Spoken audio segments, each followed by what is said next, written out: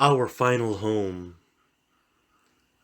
The water drop, the river, and the ocean. Tipu, the water drop, lived in a vast watery place. She was always looking for the ocean. Where is the ocean? She asked all the other water drops around her. I can't see the ocean. The ocean is everywhere around you and in you, replied a wise water drop.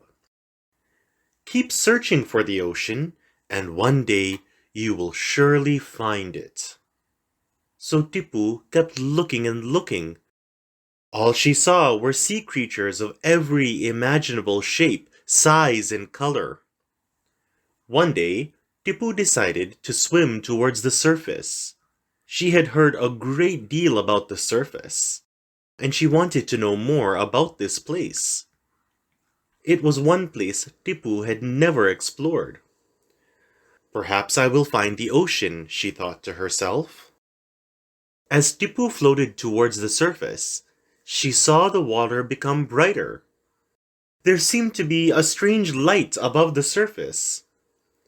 The light played with the water, making wonderful patterns that danced all the time.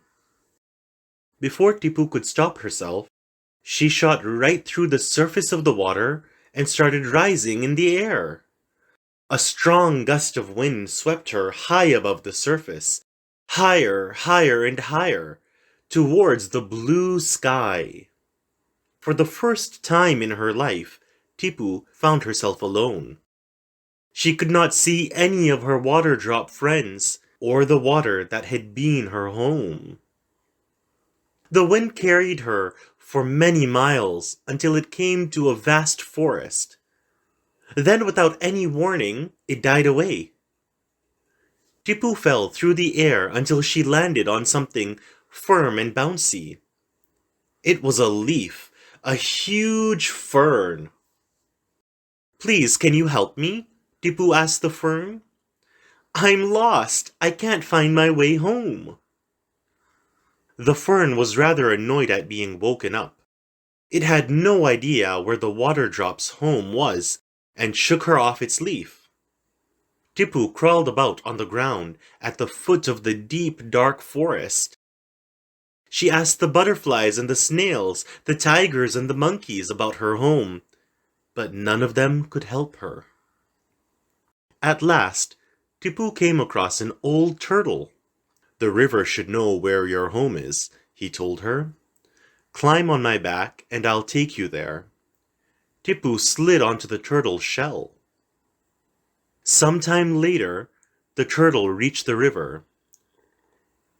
Tipu stretched up and looked at the huge river before her. Mighty river, can you take me home? She asked. Your home is a long way off, came the river's voice, and many difficulties lie on the way. If you want me to take you there, will you trust me and do as I say? Yes, I will, promised Tipu. And so the river took Tipu in its strong arms and began to swim.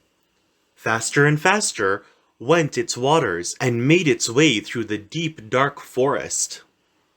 After many weeks, the river said to Tipu, Look ahead of you.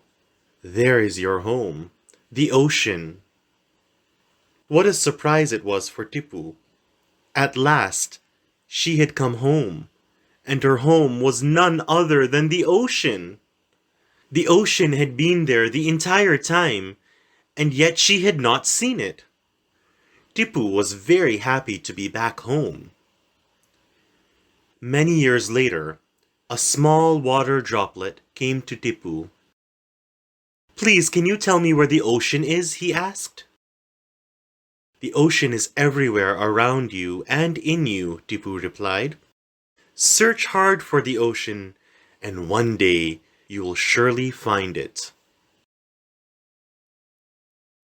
Sir Sultan Muhammad Shah Aga Khan has said, when rain pours onto the earth, it gathers drop by drop to form a river, which finally merges into the sea. all the rainwater eventually reaches the sea once again. The same is true of our soul. The soul too has its home, and the home of the soul is infinite.